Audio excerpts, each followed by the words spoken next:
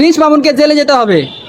তিনি বিভিন্ন কায়দায় বিভিন্ন সময় আমার আম্মুর কাছ থেকে অনেক অর্থ হাতিয়ে নিয়েছেন। 2023 সালের ডিসেম্বর মাসে মধ্যরাতে আমার আম্মুকে শারীরিকভাবে নির্যাতন করা হয়েছিল। দেখি বিভিন্ন জায়গায় আপনার ছেলে আসলে আপনাকে নিয়ে অনেক কথা বলে যে আপনার ছেলে আপনার কাছে আসতে পারে না, আপনাকে ভালোবাসে কিন্তু আপনি কাছে নেন না।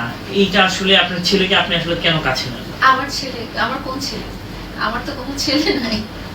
তাহলে এই যে সোশ্যাল মিডিয়াতে একটা ছেলে বারবার তার পেজ থেকে যে কোনো ভিডিও আপলোড করলে আপনার নাম দিয়ে কেন? আচ্ছা, একটু খুলে বলেন। আমি এই ভিডিওগুলো অনেকে আমার সাথে শেয়ার করেছে, আমি পেজটা দেখেছি এবং প্রথমে যেটা হচ্ছে প্রথম আমি অত ইম্পর্টেন্সের সাথে খেয়াল করি নাই। পরে আরও যখন দেখলাম যে সবাই আমার সাথে শেয়ার করছে তখন আমি পেজটা একটু ভিজিট করলাম।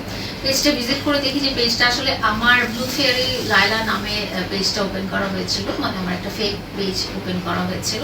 পরে যখন আমার ভিডিও ছাড়ার পরে কিছুটা ভিউয়ার্স যখন আসলো তখন একটা ভদ্রলোক লাইভে এসে বললেন যে সে আমার ছেলে।